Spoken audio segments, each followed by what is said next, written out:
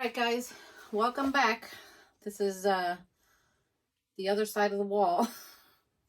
In my previous video, I showed you how I wet down all my cocoons and I start feeding the ones that I start seeing movement. Now on this wall, which is the other side of the room, I have some supplies I keep here, supplies I keep here, because even though I have supplies in the back wall, there's always things that you need just need to grab them fast. They need to be handy. So here I have the breeder bins that I did different measurements on. So we're going to look at them together. Let me bring you forward. All right, so we're checking on them. These are 3/4 of a pound of red wigglers. I set them on the 8th, and in 3 weeks it'll be the 29th, and these are adults in here. I just fed them generously because there are a lot of worms in here, guys, a lot.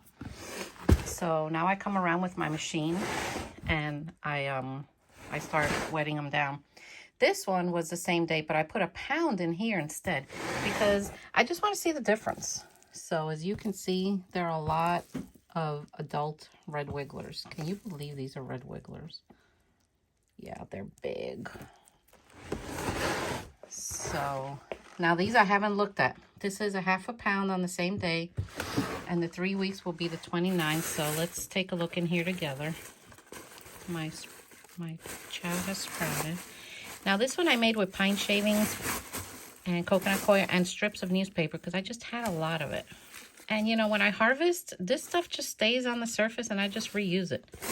So as you can see, they're doing very well. So I treat them all the same way, even though they're different quantities. They really like the paper. Man, they're eating the paper. So the sprouting, I just lift it and put it back down. Yeah, I treat them all the same way. This one has half a pound. Look at them. They are so good looking, these worms. See the leaf? See how it's turning dark? Look at them. They absolutely love leaves. Makes their castings a lot darker. So I notice when I add more pine shavings, the bedding stays more moist. So, and I do the same thing to these guys down here. So these are all gonna get fed. And then here, I have the 2 giant nursery tubs that I keep adults in. But in here, they breed, they lay the cocoons for me, then I harvest them, and the cocoons go on this wall to hatch, grow up, and be sold. So basically, that's how this whole thing functions. But I'm working on a plan to write it down or video it for you or something to show you exactly. So we're gonna feed these guys. Let me get my chow. So I keep the chow in these containers here, so they're just handy for me to just have. So basically I just go like that. And they seem to love it. I noticed that they eat it right away and they're getting plump. Let me give these guys a little more over here. And they're doing well. Now if I want more breeder bins like this, these get harvested every 3 weeks. I just take some out of here, measure out what I want, and just keep building up the wall. And eventually the whole wall will be full. So, but I haven't decided if this whole wall is going to be breeders only, or am I going to morph cocoons on this side too. So that's something that time will tell which way I'm going to do it. So we'll have to see. But you see the leaves? They really love the leaves, guys. If you can get leaves, feed it to them because it's natural food for them, you know, and they absolutely love it. See, look. They love it, love it, love it. Look how many worms were under that leaf. Yeah, that's a lot. So this bin, for some reason, gets dry on the edges more than the other. And I think it's just the same thing as the others. The air vent just happens to hit it there, so let me feed these guys and water them down. So when I get ready to harvest these for cocoons, I let them dry out a few days ahead of time, just to make the process and the harvester a lot easier for me. But I have also done it the other way, and I do get the cocoons out, at least for the most part, but honestly, it just makes it a little difficult. So let's check on these guys here. So these guys, I harvested cocoons out of here on the 8th, and I can check them again like a month later. But I do feed and water this bin, and yeah, they're still working on that pumpkin. So let's check them out. They love, look, there's a little guy right there. Look at them in between the leaves. Amazing. So if you guys want leaves and you can't get them in your area, I do sell them on my website. And it's, you know, I don't make a lot of money on leaves, trust me. My labor isn't even counted in that. But, you know, I have a lot, and I know some of you want leaves for your worms, so I don't mind going out there and getting them for you. Look. See how active they are? This is just so natural for them. And I noticed that when they have natural things like this, the proper moisture, they tend to breed more because they're happy with their environment. So this bin is doing well. So I'm going to put Mr. Pumpkin right back there. We're just going to cover it again. Let me move over to this side.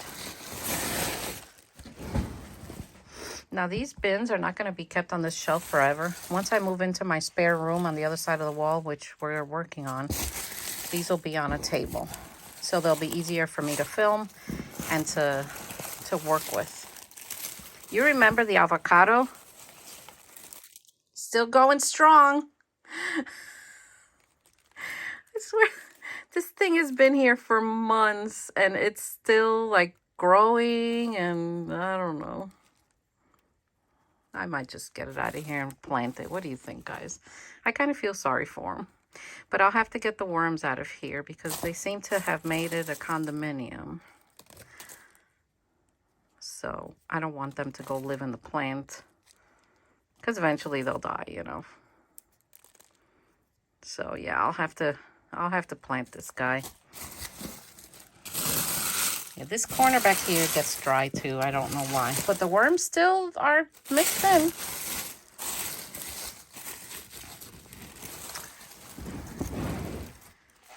So that's that nursery bin. This one, the same thing. This is nursery bin number 2. And I've been giving them chow and they love it, love it, love it. Look at them here. It's like an abundance of them. So these guys got some grapes that went bad. Oh my gosh, I could already tell. Oh, look at them. Oh my gosh. That is one worm ball, if you call a worm ball.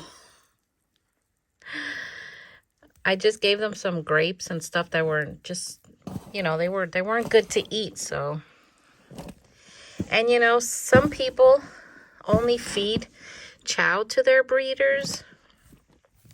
I don't. I give them chow, but I give them other things because I feel that they need some kind of balance. Mr. Pumpkin's still here. Yeah, this is castings over here. Look how dark it is. Let me put him back. So they're really enjoying that fresh food. So this is the wall. These are all empty bins. So I'm not sure if I'm going to expand the breeders this way or cocoons. I don't know. What do you think? Even though I labeled it breeders, you know, I don't know. This is something I'm trying to decide to see what's best for this entire operation. What do you think? What is your experience? Because I know there are others out there that have experience also. So I don't know, guys. I don't even know how long this video is yet. But I had to show you them because they're just so precious. I haven't checked on them, so I wanted to show you. So now what I do is I bring the machine over here and I go one by one and I start spraying them. Today I don't have to go upstairs and make lunch because my daughter, Izzy, she knows how to cook. The girl can cook. She's making us, I think, a breakfast for lunch, like omelets with bacon and stuff like that. So yeah, we are very lucky. So this is what we're doing. So it gives me more time down here with the worms. That way later, when I go upstairs, I don't have to come down here and work. I could work on my towers. I moved 3 of my towers upstairs because I use them a lot for composting my food scraps. And sometimes it's a pain to come down here with the food scraps when I don't have to. So I just moved them upstairs and it's just easy. I love when I have like a giant bowl of worms and I stick my hand under it and I could just feel it before I even look at it. Oh man, that's the best feeling ever. I know I'm weird. That's all right. So guys, tell me what you think. Like and subscribe. Go check out my other channel, The Composting Worm Lady. If you're on TikTok, go find me on TikTok. I can't wait to get to 1,000 followers on TikTok so I could go live on TikTok. I see so many people doing all these crazy live things. Just seems like it's something up my alley. All right, guys. Take care. I'll see you next time.